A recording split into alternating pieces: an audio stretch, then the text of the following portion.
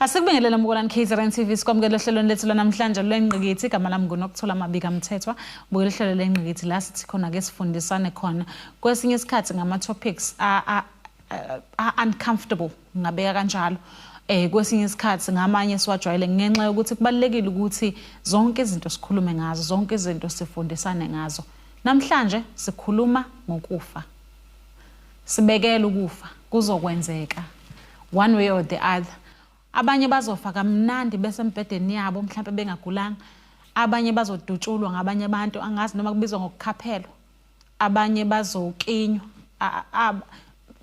one way or the other sizofa kuyini kanti ukufa 035 789 8855 nokuthola m@1kzntv.co.za Bona KZN TV ngiyazi ukuthi lesi sihloko isihloko esiyaye sivusa amanxeba ngenxa yokuthi abanye kusanda nakubehlela abanye sekubaphinde kaningi abanye akaze kuze kwenzeke nje egcekeni ukuthi kuthiwe khona umuntu ohambile ofile abayazi nje leyo ndaba leyo esikhuluma ngayo namhlanje but mfundisi ngithe namhlanje ngiyazi ukuthi emabandleni akukho lahlala khona sifundisa khona noma siprepare ngokufa but ukufa kuyinto ekhona nokuyinto ekufanele sikhulume ngayo ingakho namhlanje sathi sinqumo sokuthi ake siqinise nje inhliziyo ke siye kulesi sihloko ngoba abanye ba recover nje lokho ashona lo mama ngo2002 kodwa kuze kube manje is still grieving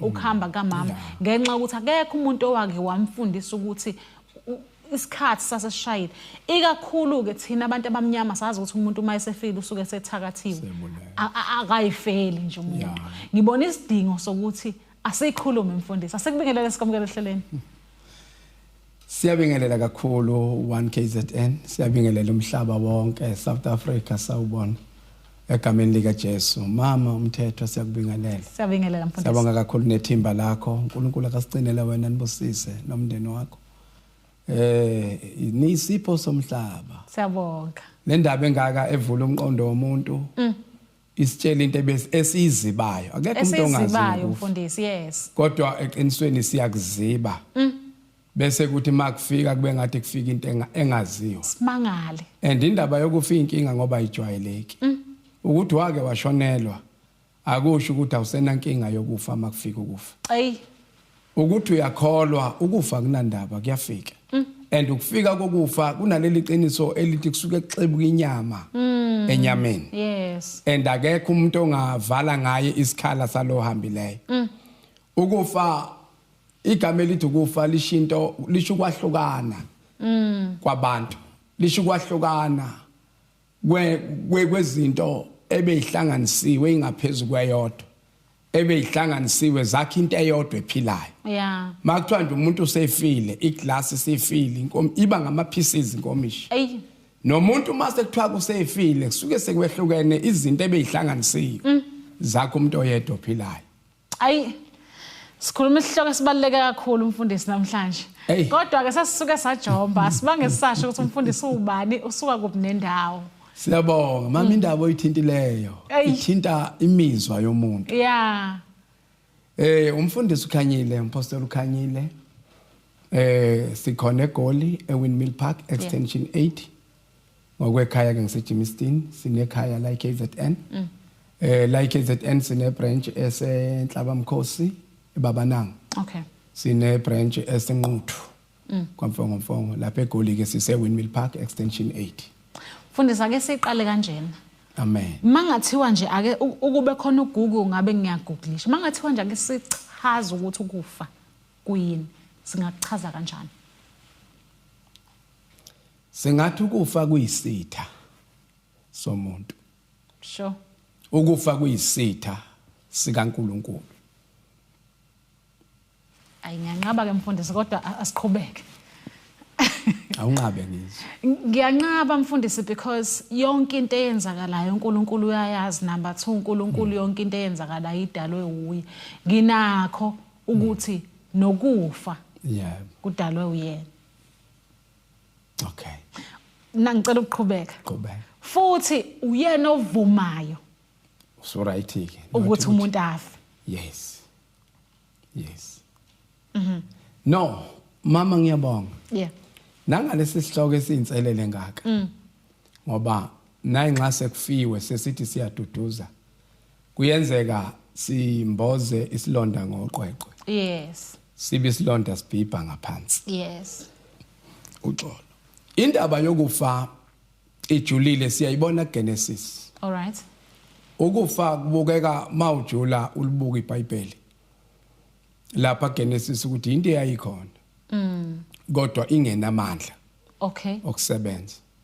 uNkulunkulu ma edala umuntu wamhlelela. Ukuthi ke thina siyayisilibuka iBhayibheli siyithathe kalula yonke into. Yabona uverse 1 no verse 2 kuneminyaka eminingi phakathi kwabo. uNkulunkulu wawudala umhlaba waphelela. Kwawungemnyama kwakukhanya emhlabeni. Yonke into yayi right. Manje uzwa kuthiwa le ndoda uSathane yake yaba uLucifer. Kwakumdumiso omkhulu. Wayingamdumisa uNkulunkulu ekuye. Kwakumbiza ukuthi ehle uLucifer azodumisa la emhlabeni. Ngoba kumele indumiso yenyuke ukuze sibusiso sehle. All right. Amen. Amen. Manje ke lena yayenzeka kanje ke. Uma uthola lomlando noma uyigubha lento uthola ukuthi lonke itshe elimbiwa ngaphansi komhlaba eliyigugu lalisobala ngaleyo nkathi ku verse 1. Mawusuya ku verse 2 sekuthiwa umhlaba wonakele, umhlaba kumnyama. Uyayibona?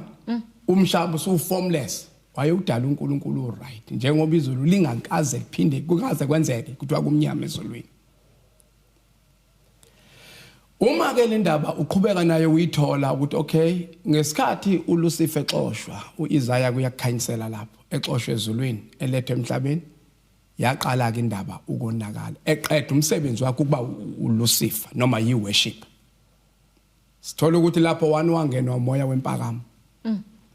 Lo moya uqeda umhlaba waqeda isizwe. Kunabantu abafile behamba.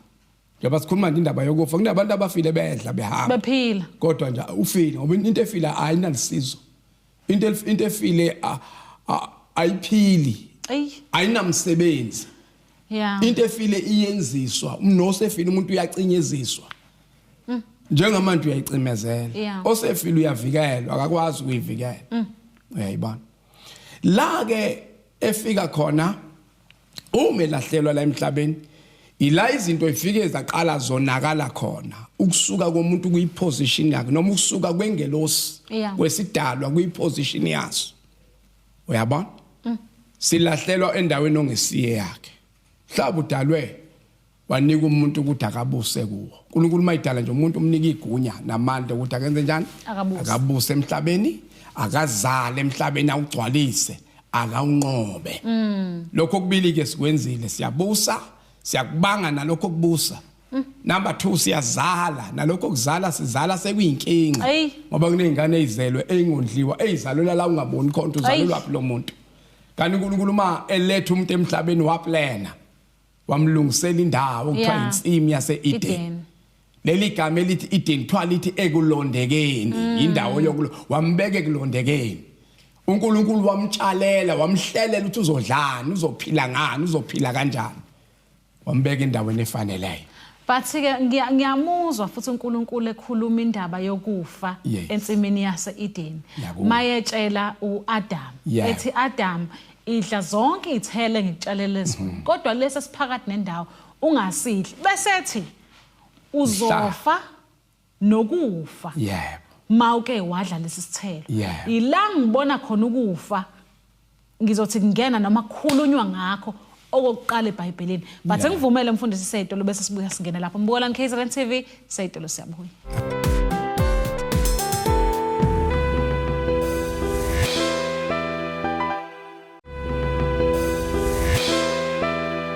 Asiphinde sikwamukele Mbuka KZN TV sabukela uhlelo lengqikithi sikhuluma naye umfundisi namhlanje. Sikhuluma indaba yokufa. Kuyini ukufa? Mfundisi. Ngoba ubusufikile ensimini yase-Eden ngithe angisalise ngingena nami. Because ikhulunyiwe indaba yokufa nokufa. Ikhulunywa uNkulunkulu eyikhuluma kuAdam. Yebo mama. Asiqale lapho mfundisi. Siyabonga.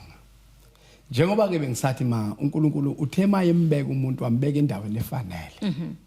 Wambeka endaweni ebiyayo. Ekulondekeni. wambeka endaweni esisetshenzwe nguye akasebenzanga umuntu ukutshala leyansini uNkulunkulu owasebenza njengoba nengane ehlelelwe izalwa la isilungiselwe sekunemali eyilinde yona zesikole iseseswini kunini ifa lempilo ukuthi akumele aqale phansi siyakhelwe ngisho umuzi sekunekhaya kodwa lo muntu uzalwa nje kunegama elikhulu elithi ngelinye ilanga uyofa omunye angafika omunye afika akhale kanye ezalwa afa kodwa ulungiselelwe noAdam ke kube njalo eEden lapha yathiwa yayikhona yonke imithi emihle ukuba ngadla engaba lithunzi lakhe yazi kwakukhona ngisho amanzi kwakukhona umfula owawulapha eEden kuthiwa omunye kwakuthiwa umbaxambili omunye kwakuyigishoni wayisebeka umyalo uNkulunkulu kulezi ihlahla ezikhona la ensimini lezi ihlahla mawuthola kwakunesihlahla esasinegama esithi umuthi wokuphila phakathi kube khona esithile kuthiwa umuthi wokufa bese kuba yilo phakathi nensimi okwakuthiwa ke kuwo abangathinti kuthiwa kwakuumuthi wokwazi okuhle nokubi yiwo ke lo nathi uNkulunkulu mani ke nathinta kulomuthi wokwazi okuhle nokubi niyokufa nokufa sekuthi angithi ke manje ukwazi kulicala ungcono ongazi akanacala nje ekukhuleni kwami noma ngakabi mdala ngikubonile kaningi ukuthi ukuthola ingane umntwana omncane inyoka ibululu iyaphuza ukuthukuthela ishayi ingahuba mhlambe ivama uhuba kathathu ngoba ishishi ingane iyadlalela ngale lihle phela kodwa uthola lento eyingozi kangaka ayisiyingozi enganeni ngoba akazi uNkulunkulu une favor unokuvikela kumuntu ongazi yikho lithi iBhayibheli owonayo esazi ngeke athethelele ukufake kungene lapha eEden noma ngithi bekubekiwe ngoba uNkulunkulu 1 uyamethemba umuntu uthe ufana naye ufuze yena unjengaye shothi uNkulunkulu indlela athemba ngayo umuntu injengendlela yena azethemba ngayo wethemba umyala ufake kumuntu ukuthi unamandla okukholwa ngoba yonke into obhekana nayo ngokukholwa uyayinqoba kodwa yonke into obhekene nayo kulahleka ukukholwa iyakwehlula nakho kufa lokho esikhuluma ngakho baningi abantu abanenkinga bephila abanye besaba ngisho ukuphumela phandle abanye bazonda ngisho imindeni yabo ngenxa yokufa why kulahleka ukukholwa ngoba ukukholwa yiqiniso ngento ethenjwayo engakaze yabona isiqiniseko ngento engakaze yabonakala ukufa into enjalo lithi iBhayibheli laba kufika la khona inyoka ilinga abantu bebedla lezi yathelo siyiwane bebengasidli ukwazi okuhle nokubi sithola ukuthi emhlaba edlile inyoka ibakhohlise nayo mayifika ithi angeke nife nokufa ilingisela uNkulunkulu emagameni ayiwashilo uthi manje ke nadla nizofa kanye nokufa ayesho ukuthi ukufa kuyisitha sokugcina siyochithwa lisho njalo iBhayibheli lithi isitha sokugcina kwabaseKorinte siyochithwa ukufa athi umpostoli mayibhala athi kufa uapha amandla akho athi ukufa kugingiwe akabonga uNkulunkulu osinika indlela yokunqoba ngenkosi yethu Jesu kusho ukuthi ukufa kukhona kodwa khona amandla okunqoba ukufa ukufa kwangena ensimini yaseEden ngokungalaleli kwabantu wafika uJesu walikhambe kufeni walikhambi lokuthi ukufa kufike kubantu asebejoviwe sibona icorona ifika igulisa abantu asebejoviwe aphiliswe athi nobe engagula abe nethemba lokuthi ukugula kufika late umjovo usungene njengomuntu othola ivaccine othola umgomo womkhuhlane ukuthi noma ungafika umkhuhlane kodwa mina ngiphephile kunjalo ukukholwa ngoba ukufa ukubhekene nabantu bonke abasezweni ukufa kubhekene nomuntu okholwayo kuyamfikela ukufa kubhekene nomuntu ongakholwa kuyamfikela ukufa kubhekene nomuntu oyisichaka ongenalutho uyafa nonemali uyafa ishiye lithi iBhayibheli encwadini kaMshumayeli ungcono umfana ongelutho nongenalutho kunenkosi efileyo ngoba nengcebo yayo isesetshenziswa inoma ubani nodumo lwayo seliphelile inkinga ke yokufa kuthi makufika kushabalalise onke amathemba omuntu ophilayo nongaseko lo phila uba nombuzo ukuthi ngizokwenza njani yes ngizosala nobani guess what mama uNkulunkulu uqagela uvele enza ithemba noma enza indlela ekufeni sekufikile impilo kodwa iqhubeke gcina uzokhohlwa enza isimanga uNkulunkulu futhi angeke uyikhohlele ngendlela yakhe ngesikhathi sakhe ngoba lithi iBhayibheli masifundi incwadi kaMshumayeli ka Samuel wesibili chapter 14 iverse lika 14 lithi simelwe ukufa leli gama lithi simelwe kusho ukuthi yinto ngeke uphume eceleni kwayo into ngeke wayibalekela into ekhona baningi abantu omthola eseyibulala ngoba kushona ubani baningi abantu othola ukuthi namanje usakela ngesifo sa 10 years back ukuthi akuvuma ngidluleki akuyekeki why yingoba kwahamba umuntu ayemthemba kwahamba umuntu okwakusene inhlelo naye kodwa engqondweni kwasala ukuthi kulapheke leli igama elithi simelwe mntaka baba umelwe njengoba ukhala kanjalo one day kuzofa wena ushiya abantwana bakho kuzofa wena ushiya ihlobo zakho kuzofa wena ushiya obathandayo ngoba leli igama elithi simelwe yinto eyangena ngoAdam yehlela bonke abantu abasezweni yazi ukuthi mfundisi kwesinye isikhathi kuyaye ukuthi makufiwe ufuna ukuyikhethela wena ukuthi awu kodwa bekungaze kube ubani bengasabi ngani ubani manje uhlelo lwakho uNkulunkulu alifani nohlelo labantu ngoba uyazi mama lento yokufa esikhuluma ngayo kuyinkinga la ukuthi ukufa kithi thina sifihlelwe uNkulunkulu uyazi kufa ngoba usuku uphuma emzimbeni umuntu weziqo ithathu mayithe uNkulunkulu abantu bafana naye bafuze yena uNkulunkulu uMongcwele uNkulunkulu Ndodana uNkulunkulu Uyise umuntu inyama umuntu umphefumulo ohlala egazini umuntu umoya ohlala kumuntu elithi iBhayibheli wamphefumulela emakhaleni umoya wokuphila uyayibona kusho ukuthi umuntu yingakho noma esefa akaveli nje afa umuntu njengesilwane isilwane sinomphefumulo nenyama umuntu nomphefumulo umoya inyama uthathe lezi zinto umuntu uma efa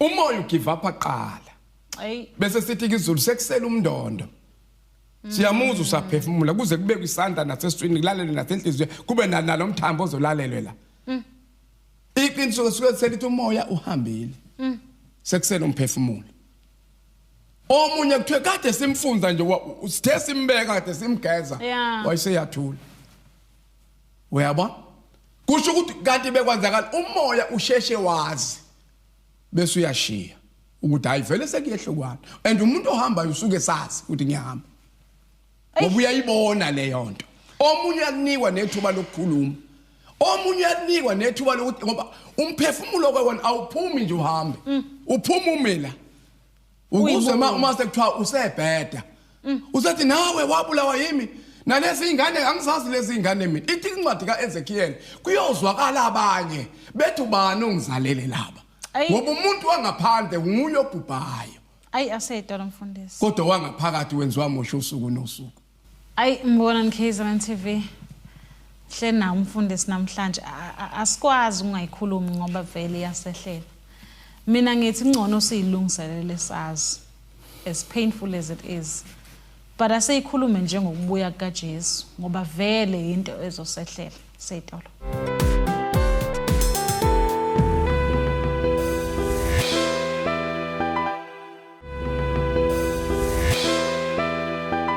Asipende sikwamukela mbukela nKZN TV sabukula ihlelo lengqikithi. Hle na umfundisi namhlanje umfundisi uKhanyile sikhuluma naye kakhulu le ndaba esithi siyayisaba. Le ndaba esithi masiyikhuluma kuvuka uhlevani ngenxa yezimo esizidlule kuzona nobuhlungu esidlule kubona. Kodwa mina ngiyaba challenge abafundisi ukuthi asifundise ngalento lena ngoba vele iyasehlela. Ukuze noma ngingajwayeleki imfundisi kodwa kube yinto esengiyazi. Yebo. Ngoba kwesinye isikhathi ngiyayibona noma ngiyazi ayingifanele ngibone ngathi fanele laba abanye ukuthi ngempela umama engashiya ingane ena 8 months lube lukhona uhlanye oluntuzayo la emgwaqeni lungazi lwenzani ngokwami ngabe ngikhetha kanjalo but manje akukhethe mina akukhethe uNkulunkulu siqhubeke hey mama umthetho ayiqiniso lelo ngoba ngeke ngasho nje ukuthi ngisho okholwayo ngisho umfundisi loba ngingumfundisi akekho maya hayi kufa woza mangathiwa nje phakamisa isandla kwake kwasho ubaba uGumbe wathi nje umfana hey mfundisi ethi yena washawa lo uvalo ebuza kubafana indlela uthi wathi mayamyaleza hayi mkhulu uzojikela ujikela uthi ngavela ngangayibona uthi wavela wadonsa ejangela umfana umese umuntu uthi wasedweba phansi wathi mkhulu lo mgwaqo nanku uzofika kube ne crossroad uthi ngase ngivuma konke ngangamuswa ngoba ngabona umese ngesaba ukufa uthi lo mfana mawususuka phansi lo mese uzoya kubani right ke indaba yokufa mama inzima ngendlela one sininyazwe indlela esikhuliswe ngayo sininyazwe indlela esifundiswe ngayo siyasiphile sengathi asikufa yes kanti lithi simelwe noma ngabe uyakholwa lokho noma ngaba ukholwa malithi igama kumelwe kusho ukuthi into ongeke uphambuke kuyo awunandlela enye ongaphuma ngayo but mfundisi ngithi mangiyibona ngibona osefile ngibone ngathi usengconywana bese ngibona umthwalo usosele kakhulu nalabo basekhaya uyazi ukuthi ukufica impi emncwabeni kubanga ukuthi ubulawa ubani akangangeni la ngoba uyena wayengamfuni uyena obemfisela izinto ezimbi ngibona ukufa seku-affecta kakhulu abaphilayo ukudlula lo ongasekho mama ongasekho ufa kanye akaphinda afe kwesibili yeah lithi iBhayibheli 1 akasazi lutho incwadi yeZaga usehluko sika 9 yes no Mshumayeli chapter 9 verse 5 uthi akasazi lutho isidumbu nje masibuye emoshadi siqokuswa yithi yonke into wenziwa yithi yena akasazi lutho ingakho ke yena engasahlupheki thina nansi into bekufanele siyazi ukuthi simelwe ukufa uthi omunye umhlabeli nawe kufa usulisango nendlela yongena ekuphileni okuphakathi shuthi noma ngabe uyakholwa ke yazi ukuthi uzofa mayise hambile umama usenezingane amangcwaba njengoba nje abantu bekhona abantu abazongcwatshwa uma engakabuyi uJesu into ezofika inqamu lokufa ukuthi bangafa abantu ukubuya kaJesu ila ke lithi iBhayibheli noyofuna ukufa kuyobaleka ngoba uJesu mayithatha ibandla kunesikhathi la khona lithi kuyosala inhlupheko emhlabeni engakazibona kuyosala usizo ongakaze libona sikiyeke ke yenye ingxoxo yangelinye ilanga indaba yokufa bekumela abantu bakithi bazi ukuthi mawuphila nje emhlabeni uzokwenza njani uzofa ngesikhathi uNkulunkulu ayokubiza ngaso hayi umthakathi ayokubulala ngaso ngoba umthakathi uyafa inyanga iyafa udokotela uyafa umfundisi uyafa ukufa kusho kwahlukana akusho ukwehluleka kwakho kusho ukuthi sekufika isikhathi kwamukethe makufika usuku lokufa lo suku la khona indima yakho iphelele khona mfundisi ngicela ukunqamula nje kancane ngoba ikhalenda yasezulwini ayifani nekhalenda yasemhlabeni la anginankinga mina nokuthi ngigule bese ngivuke kuseni ngiyafa noma ngife nini la engifike ngibe nenkinga khona ila omunye umuntu kuyena osusa umphefumulo womunye umuntu and ngikutshele mama akekho umuntu okwazi ukususa umphefumulo womunye umuntu kodwa kufika isikhathi sokuhamba komuntu elinyazwa isandla somunye umuntu kanjalo mfundisi kusho ukuthi kunabantu abaphila nezinhlamvu zigcwele umzimba kunabantu abaqhwithwa inhlamvu afe ngoba sekufika isikhathi sakhe kunabantu abagwaza amanxeba awu29 avuka phile kunomuntu othe dlaliswa umngane wakhe kunanje omunye umfana osejele wayethi uyamkhuza omunye umfana uthi ngithi ngiyamethu esedlangalele wamgwaza nje ethangeni wopha kakhulu wafa kwase kufika isikhathi sakhe sokuthi ahambe ngoba sifika noma ngayiphi indlela sifika noma ngasiphi isikhathi indaba yokufake ilibanga elide mawungayibheka one ukufa kodwa kwehlukene ngendlela okufika ngaso mfundisi ngiyacela futhi ukuthi ngikubambe futhi lapho ngiyazi ukuthi izwe nje South Africa lesilakhe linomthetho othi akekho nelungelo lokuthatha ungilungisele mfundisi uthena akekho umuntu othatha umoya womuntu okay fanele ngibeke kanjani akekho umuntu onelungelo loku bulala omunye umuntu lokubulala umuntu right kanjalo now bese umfundisi ethi kuzokwenzeka umuntu ahambe ngesandla somunye umuntu if kokuthi sifundiseke kahle ngaleyo ndlela ukuthi kuzokwenzeka uhambe ngesandla sami ngokubuka kwakho umfundisi umuntu osuke engishayise ngemoto noma osuke ngidubulile sikhona isidingo sokuthi aboshwe if kuukuthi ngempela bese ingoba bese kushaya isikhathi ngibuza nje emoyeni ngicela ukuphendula ngombuzo yes mfundisi iSouth Africa yonke ngiphendulwe yiyo hayi umama umthetho yebo mfundisi ukuthi lakhwelana ijele uyavuka umuntu mase kuboshwe ombulele akavuke mfundisi pendula ithi cha okusho ukuthi ke ngisho umthetho wezwe ungathi ukubopha ngoba ubulele awukwazi ukukushintsha ukufa simelwe ukufa nephoyisa kumele life kodwa ukubopha kusuke kuyindlela ngoba manje isizwe sizophuma esandleni okay ukufelwa kuletha intukuthelo ukufelwa kuvusa impindiselo oh yes ukuthi nama ngiphindisele nalo ukuthi yebo ubeyibulela impela kodwa sithanda abulawa kalungiswe abuya azoba umuntu khona umuntu okafe ngephutha lapha eBhayibhelini encwadini kaDeuteronomy kwakuthiwa kunemizi yokuphephela kule mizi kwakuthiwa ke kuyenzeka amagawulo ehlathini imbazi iphume iyoshaya omunye naye lapho ogawulo ayifika imshaye mhlawumbe enhlafunweni afe kuthiwa ke lo bulale ngongenhloso akabaleka azophoseka kulomuzi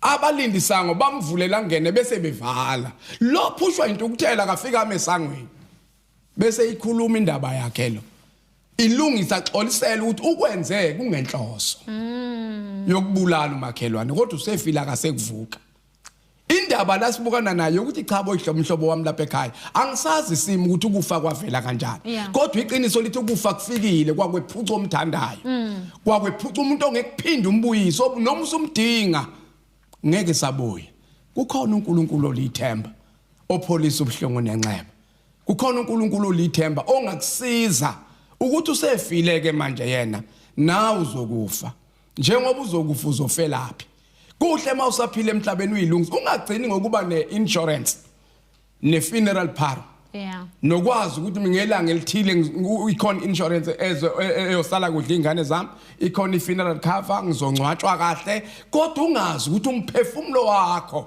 uyophelelaphi ngoba inhlupheko nobuhlungu busala nomuntu oseleyo lo sehambile akasezwa lutho Bolani KZN TV hlena ngifundisa ukhangele namhlanje sikhuluma yona indaba yokufa sayitolo siyabuya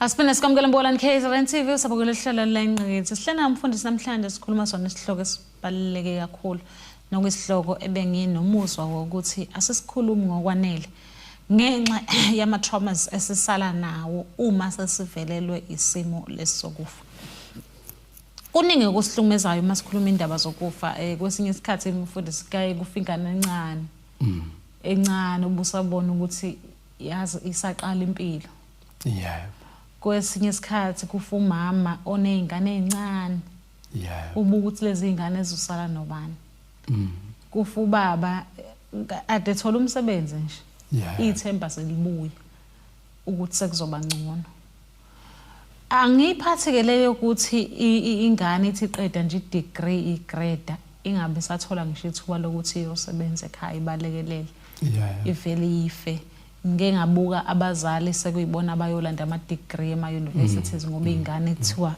ishona nje manje ibhlungu lento lesi simo esidlula kusona sokufa kodwa ke mfundisi ukhuluma indaba ebalekile wathi lo sefile kahle kahle usephelelwe icala selisele nathi silekelele ke mfundisi ngeindlela zokuphila uma sengihanjelwe isihloko sami ukuthi ngizophila kanjani hey mama iqiniso kubhlungu ukuhanjelwa kubhlungu ukushiwa umuntu omthandayo umuntu osuthembile Wabona nje obaligaba ezibhlungu kakhulu. Kodwa iqiniso lithi simelwe. Ukufa. Sinjengamanzi achithekayo angase kubutheka. La bese lithi lelo verse uNkulunkulu akasusi ukuphila kumuntu. Ifika idideke lapho kakhulu. kodwa manje ma yambulwa kahle uzoqala ukuyibona sithi isiZulu akafa umuntu ngokufa komunye. All right. Noma ngabe ungakhala uyisakaze kodwa uNkulunkulu uzoyenza indlela yokuthi ukuphila kube khona impilo iqhubeke. Noma ngabe khamba umuntu obebeka isinkwe etafuleni. Yeah. Sithi sibalisa kodwa libe liphuma ilanga lishona. Ayi ngoba lini. Kube kulalwa kuvukwa. Igcine impilo nobhlungu buye behla. Into ke ngeke iphele ngosuku olulodwa futhi into engeke yaphela ngoba lo muntu uyamkhumbula, uyamcabanga. Kuneqiniso kodwa enginalo. Lokuthi mangathiwa nje nangu usevukile kwa wena uqobo ngaphuma baleke. Ngoba lento mayenzeka immediately engqondweni emuva kuba khona ukuthi ngeke ngisambona. Yeah. Angisekho ready ukuthi angavuka ngimbone. Indaba yokufa isekujuleni kwempilo yomuntu. Yubuhlungu obungeke bulashwe ilutho, ayikho imali onganginika yona ukuthi ngamukele ukuthi ngifele. Iyodwa into ekhona ukukholwa uJesu. Yeah. Maye valelisa kubafundi bakhe yaba buhlungu indaba yokuthi lo muntu abamethembe kangaka. Lo muntu abamthanda kangaka. uJohani kuthiwa wayengasena yise engasena nini. uJesu wayesenjengoyise ngoba sonke isidingo sakhe mayise bukhoneni bika Jesu wayinakekelile. Wayinakho kwembatha, wayinakho ukudla, wayinayo imfudumalo. Yikho ke ma efa elenga lapha yababaleka bonke babuyela lapha bangacasha khona. Yena nonina abasana. uMaria wayinawo amadodana, nekuthiwa namadodakazi awabizwa ngamagama. Amadodana kwakuMark, kuJohn, kuJuda. Kodwa kuthiwa ubukeka milapha ebuka indodana ayithola ngaphandle kokuhlangana nendoda. Isimanga sendodana. Uzubuhlungu bokulahlekelwa indodana. Ayi.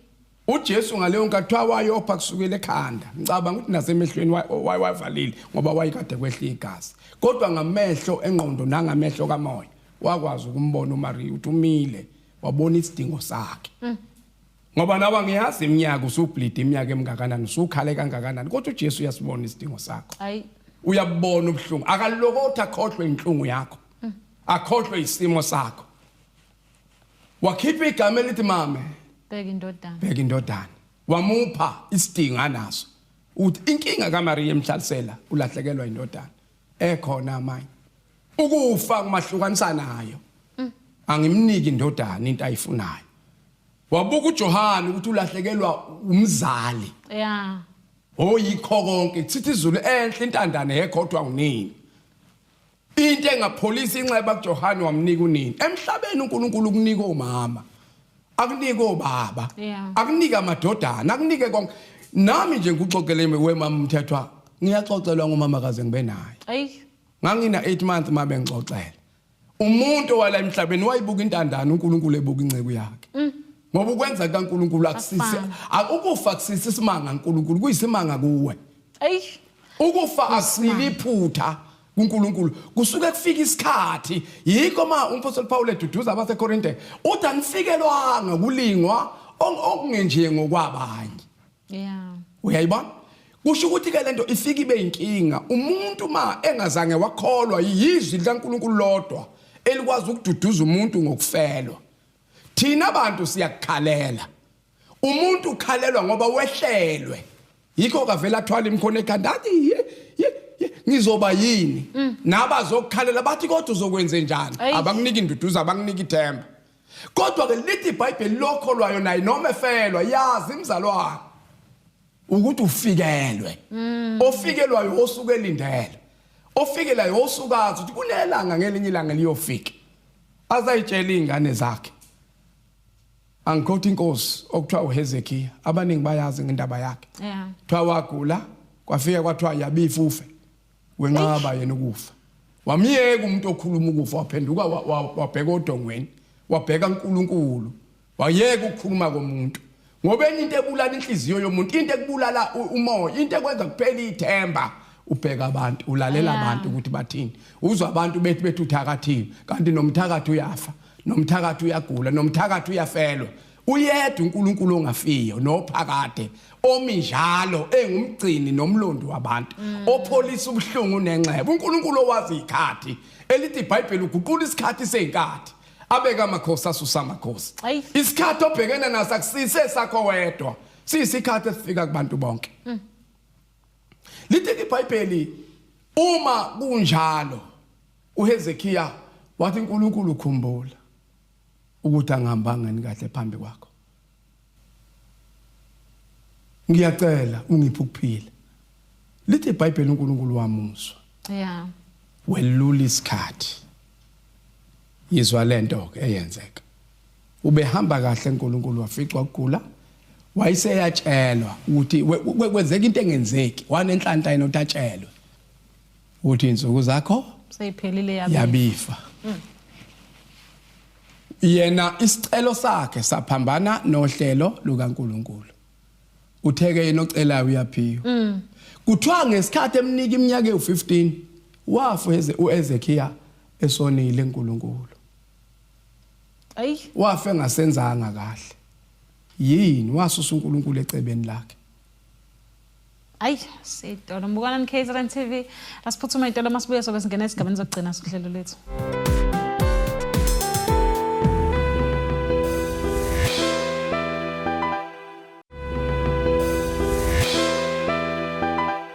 Asifuna sikhambukela mbukana KZN TV njengamanje singena esigabeni sokugcina sohlelo lethu sisenayo umfundisi but kufanele simnike ithuba manje agoqe ukuze kwazi ukuye ngibandleni ngoba lesi sihloko lesi asizosigcina kuphela la ku-TV isihloko kufanele siqhubeke naso emabandleni umfundisi kodwa ngekunika ithuba sigoqe lesi sihloko sokufa. Amen. Siyabonga mama kakhulu. Sizwe sakithi ngiyacela ukuba wazi ukuthi simele ukufa.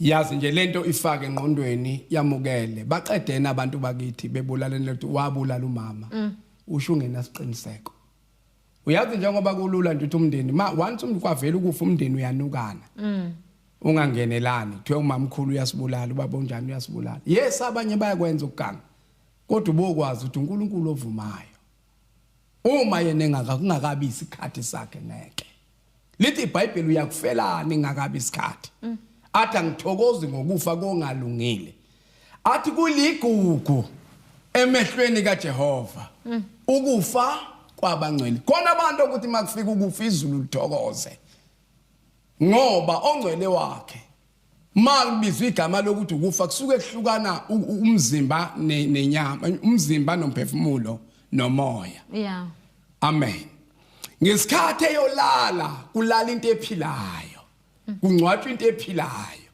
okuyokhala icilongo ivuke ivukele kuphili nokuphakade amen kanjalo nalo ofe ngakholwa uzovuka avukele ehlazweni nasekunengweni kwaphakade incwadi kaDaniel chapter 12 verse number 2 isho njalo okusho ukuthi ukufa kubhekene nawo wonke umuntu okhona akukufikelanga wena ukuthi ushonelwe ngoba umubi ngoba unecala ngoba ulahliwe uNkulunkulu akakulahlanga kunamaphutha esiwenzayo emngcwabeni sithi hayi inkosi isishayile inkosi no awudwengulwanga ushawanga Hosea wayikhuluma ngenye indaba yokuthi sishayiwe sidwenguliwa sibuyele eNkulunkulu wayingakhulumi ngokufelwa wayingakhulumi ngokufa ngoba ukufa kuyofikela bonke abantu abasezweni uma inkosi uJesu ingakabuyi babili kuphela abantu iBhayibheli elingitshela ngabo abagejwa ukufa indoda okuthiwa uEnoch eyayingumngane wakhe uNkulunkulu kuthiwa yayikholwa ihamba naye ikhonza yena kuthiwa uEnoch wamthatha uNkulunkulu akafanga owesibili uElisha Eliya elithi iBhayibheli naye watshela ukuthi uzothathwa akavelanga nje kwahlwitha watshela ukuthi uzothathwa kwazothi ngisho umprofeti owayithatha emva kwakhe uElisha wamncenga wamlandela isikhathi eside bavalelisana wathathwa akangafa manje kukufake kwafikela amadoda amakhulu uAbrahama kwafikela uMose athi uNkulunkulu ube ngikhuluma naye ubuso nobuso ngoba ube semhlabeni kwafika ukufa lithi iBhayibheli kuIsaiah 50:57 lithi labasebefile bayalala embhedeni yabo baphumule imphefumulo yabo iyaphumula noma ngabe ubegula kuyenzeka sithi inyama yakhe iphumule cha umphefumulo ophumulayo aphumule ngokuthokoza wena osuke usakhala ngapha ingoba umhlaba usubukana nawo izwe libukana nawo ukushiyo akaze kube mnandi noma ngabe umhlobo wakho uyovakasha endaweni ethile uhlala kubhlungu asikwamukele phila lapheke emphefumulweni lapheke engqondweni kwamukela ukuthi umama wakhe akasekho uma wenze kahle thatha uJesu ukholwe khona impilo yakho izoba nendawo la uzofela khona ngicela ukuvala kanjeni mawufunda incwadi yamakhosi esibili uchapter ka28 uchapter 2 verse 28 lithi iBhayibheli khona umuntu indoda iqhawe lempi lika David kwakuthiwa uJowabe lona walwa izimpi eziningi wabulala abantu abaningi kodwa mhla etshela ukuthi wena wona ukubulala lamadoda awu2 Amasa uAbineri base bexolisile enkosini bacela intethelelo bayithola ngakho ke ishiya inkosi uDavid ithi ke Solomon ungamyeki lo aphile uma ngabe ke setshela lalela wena kusasa uzofa akazange ayithathe kancane indaba yokufa inkinga thina abantu indaba yokufa siyithatha kancane mase kufikile kuyimasithukayo kodwa yena wanele ukuzwa lokho wabuka ukuthi ngapha izitha zami ngapha nangapha izitha zami angiphephanga wabuka ngemuva wathi nakhona ngikusizwa umuntu wathi uvusa amehlo wabona ithempeli lika Jehova livulekile wavele wagijima waphoseka phakathi mayisengene khona wakhumbula kuno Jehova kusebukhoneni bakhe kunosize ebukhoneni noma ngingafa kodwa ngizofuka ufa kolungileyo ukufa ongenacala ukufa ongenansolo ukufa ongenakhononda ukufa ongenakusolisa wafika lapha waya ealtar wafika wabamba impondo ze-altar ezazi ithi ukunqoba kaNkulunkulu ongenakuphikiswa uNkulunkulu enqoba ukufa uNkulunkulu ephuca amandla okufa lithi iBhayibheli ukufa nawe uginyiwe apha amandla akho luphi udosi lwakho mayibuyela lona uBhenayo kwakuthiwa akahamba ambulale uyotshela inkosi ukuthi usengene ethempelini angikwazi ukumthinta kuthiwa ngena phakathi umsukele wafuka ufo kuligugu wafela ebukhoneni bayo inkosi wafa impilo yakhe inikele njengoJesu ethi ezandleni zakho ngiyawubeka umoya wami bekumele wazi ukuthi nawe uzokufa usukhale kangaka njengoba usenamadoda namabili unezingane ezintathu amangcwaba lawa azobheka usazozwa ubuhlungu bokufelwa kodwa bekumele wazi ukuthi uyofelaphi bekumele ubafundise ukuthi ingane zami liyosifica usuku lokufa siyohlukana kodwa siyofelaphi iliyokwenziwa idili society izobuya ilethe ukudla kuphekwe badla abantu kunconywe kodwa lo file uyobe ngasaboni lutho mfundisi lo felweyo uyobe ngeke siqede mfundisi inkosi ayimduduzi inkosi ayinqinise nawe wena walahlekela uJesu uyakuthanda uJesu akakulahlanga Paula methemba uNkulunkulu umkhonze abe nawe mfundisi ukhanyile uyavalelisa kini inkosi ayingcine ayinibusise 1KZN ngiyabonga kakhulu South Africa ngiyabonga kakhulu bandla lethu yo Will Be Done Fellowship Center sikhona ke lapha eGoli extension 8 sikhona eNquthu sikhona eNhlaba Mkhosi ngiyacela uhlangane nathi mhla ka28 29 30 November sine conference lapha eNhlaba Mkhosi Hall esigodini sase 7 soqala ntambama ngolwesihlanu inkosi nibusise 073 476 2479 064 832 8345 Siyabonga mfundisi amen asibonga Mbolani KZN TV sibonga kakhulu umfundisi sibonga kakhulu Crown KZN TV yenza inhlelo zethu zibe impumelelo siqedile bafowethu akukho futhi okudlula lokho sekube umfundisi sibona nangokusayo sentsanda